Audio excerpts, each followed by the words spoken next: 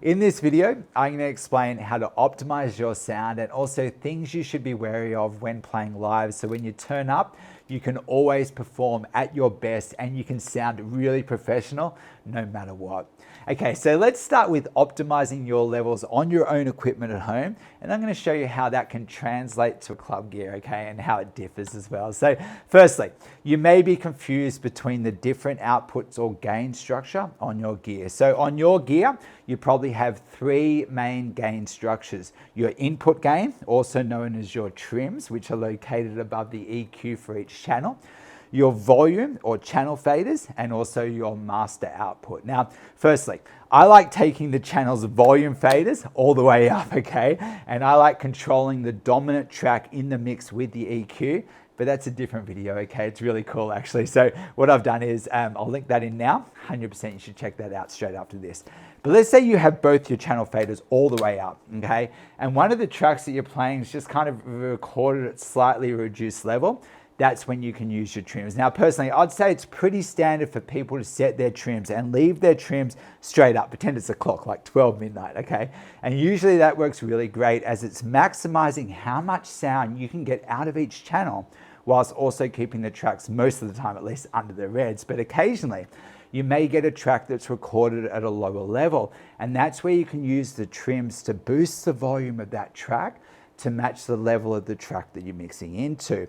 However, okay, there is another school of thought on this, and that is people say you should set your trims so they're hitting, like the level here is hitting 0 dB, just where it's going green. And that gives you plenty of room to mess around with your EQ and effects without fear of hitting the reds. But in real life, I know very few people that do that, okay? And in my experience, people usually have their trims set straight up at midnight or a little bit less, okay? And only turn them past midnight if a track's recorded at a really low level. But 100%, let's say you're recording, the last thing you want to do is hit the res, as that can distort and affect the quality of the sound. So if you wish to play it safe, you can always reduce the trims a little bit for the channels you're using. And this means then when you're recording too, say when I'm recording, I sometimes usually take it to about 6 dB, and I think that's perfectly, it works really well. Again, right, one thing, this could create controversy from people really into their sound. But in truth, okay, I watched that Digital DJ Tips Jazzy Jeff video the other day as I'm currently listening to the Will Smith autobiography. So it sparked an interest in me, and Jazzy Jeff had his trim straight up and he was hitting the reds from time to time and it still sounded awesome. And in truth, it's not often I'm seeing people playing with their trims dramatically reduced to give more headroom. It's more people pushing each channel to the maximum they can play without clipping or distorting the sound, okay? Now, that's just an observation, okay? But perhaps, go check out some videos yourself, see some above shots, okay? And see yourself, where are people using their trims and how often are they actually touching them? Okay, but one thing to note quickly, okay, and that is it can differ slightly depending on the gear. So Jazzy Jeff was recording, actually he was recording, right, obviously, because we're listening back to it, but his trims were straight up and the signals were hitting the reds from time to time and it still sounded like amazing, okay? And what I find when using budget controllers is they have much cheaper sound cards than more expensive gear. And sometimes you can record yourself. And once recorded, you look at the waveform and you see that it's recorded at a really low level despite having the trim set straight up. So I think the majority of people when recording on like lower entry controllers, they do leave the trim straight up to get like some kind of signal through it. But when recording on higher end club gear or even some of the really cool quality standalones, quite often you'll see people reduce the trim slightly, as when you hit the reds with more expensive gear, it can be more noticeable. Okay, also notice one thing though, in the Jazzy Jeff video, even though the signal quite often hits the reds, it never stays in the reds, okay? And I think your main concern when using entry-level controllers is making sure the signal's not solid red. And if so, you should reduce your trims a little bit, or as I like to say, trim the signal, okay? Keep it below the reds where you can. But recording aside, one thing quickly, sometimes I do hear DJs when playing live, they introduce a new track to the mix and maybe the new track comes in, it's just a lot softer and they do nothing about it, okay? So here's the thing, if you're using your volume faders maxed out, and let's say this is my new song, I come in and this song's a lot softer than the other one, 100% I could use my trims or input just to kind of like build it in, and I can boost it a little bit. But again, if I am playing with my input gains and trying to get more from the track, I'm doing my best to keep it out of the reds as much as possible.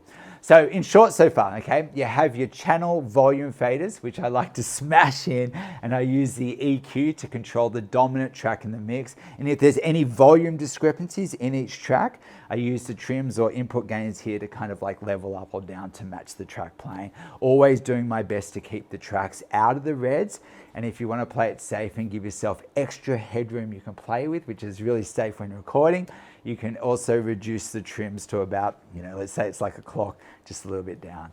Now, okay, now before I jump into the master output and then even setting the levels on your speaker system, let's quickly talk about the reds, okay? So the red part of the signal signifies that you're pushing your track's volume too hard, and that can result in the track clipping, like cutting in and out, or even distorting. Now, if you're not sure what I'm talking about, try recording yourself with your channels maxed out in the reds and just see how it sounds, okay? It distorts and generally sounds pretty bad. So generally speaking, you want to do your best to keep your channel faders out of the reds. You're going to hear that a lot.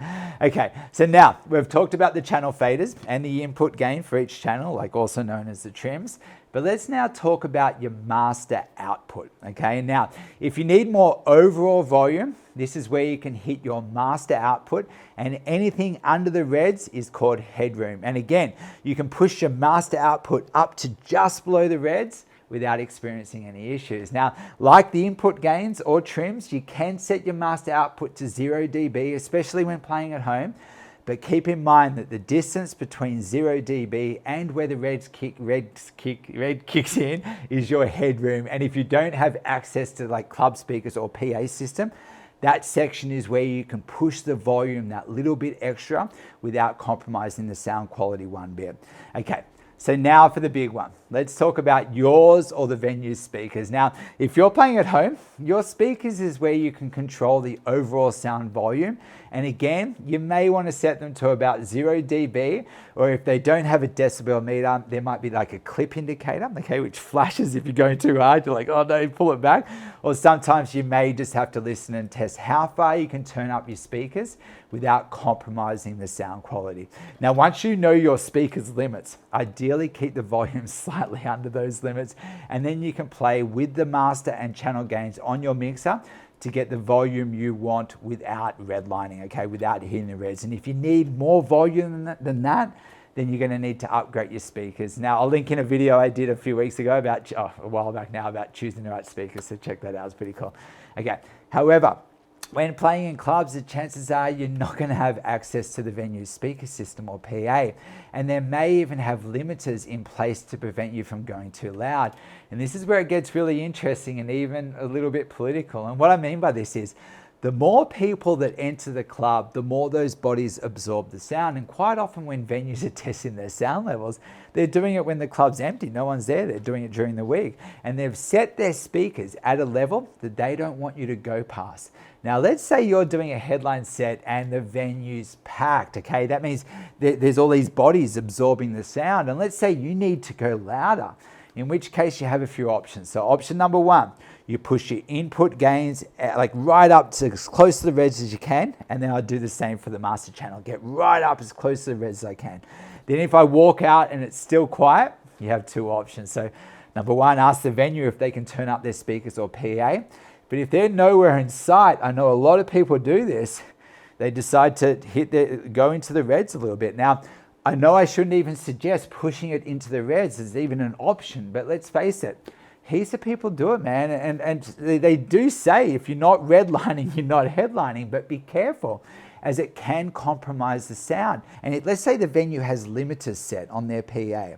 You may not even be able to increase the volume anyway, and all you're doing by going into the reds is decreasing the sound quality.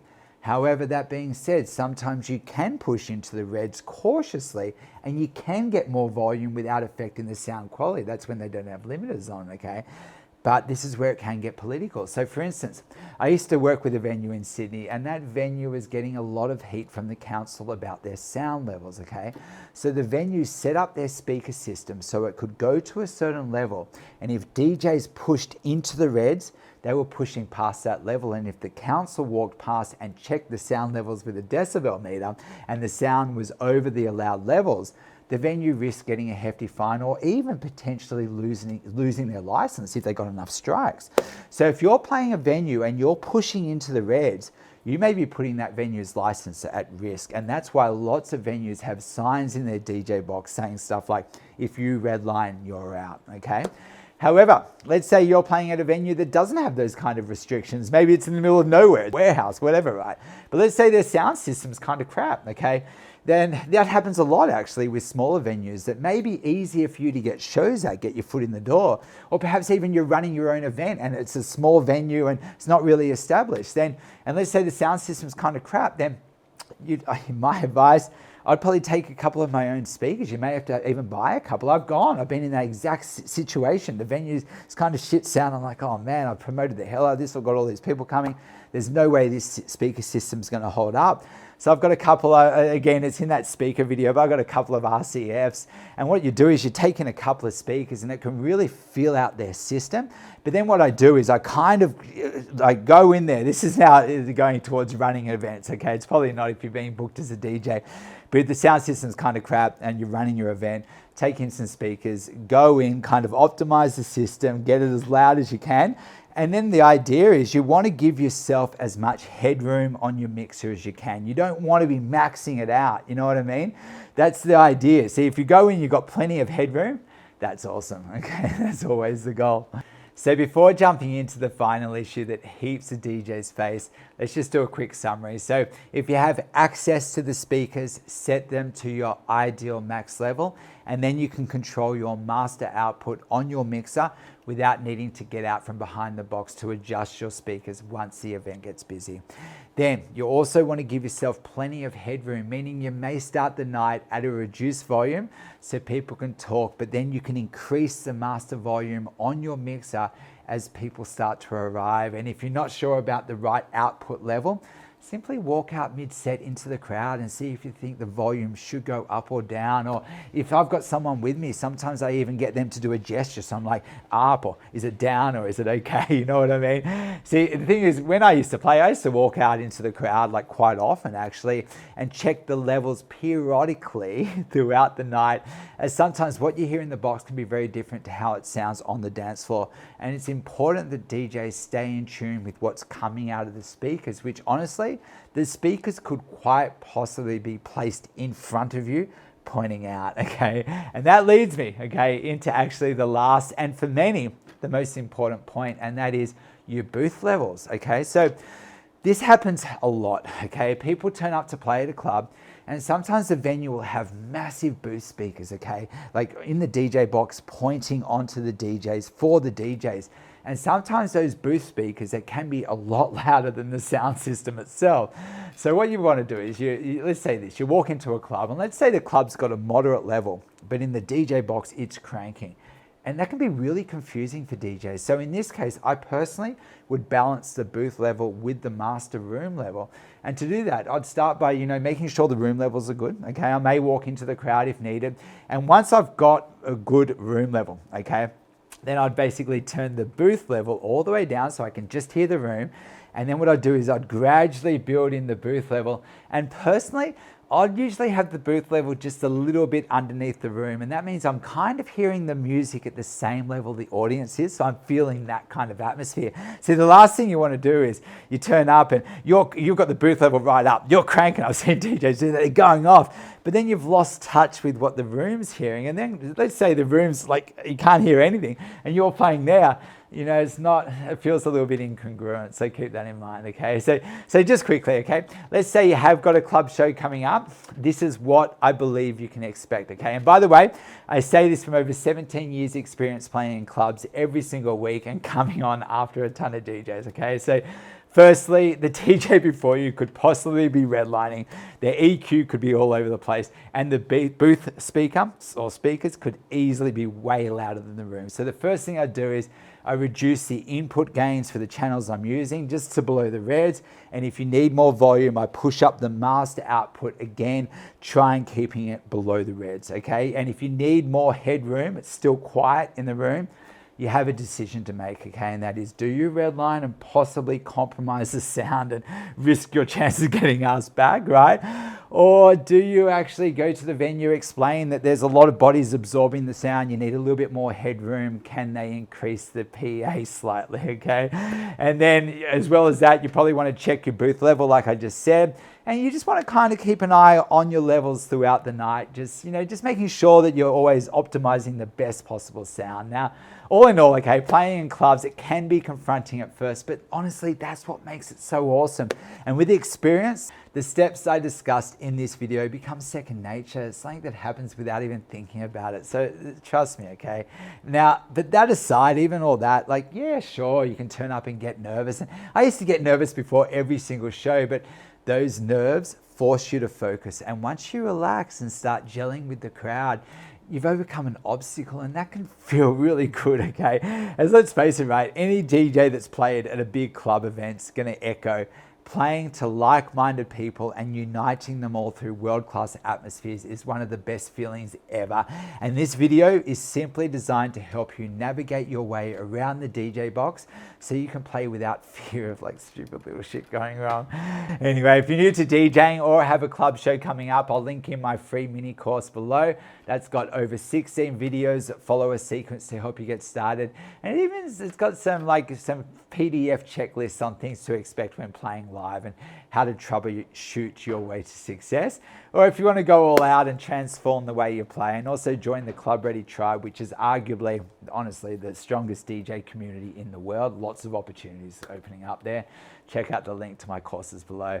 Anyway, I feel, even though it was long, okay, this is a really important video, so hopefully you find some value in this. And if you did, please like, comment, and subscribe. And I'll see you next week for another round of me sharing my DJ experience with you. Thanks for tuning in. Cheers.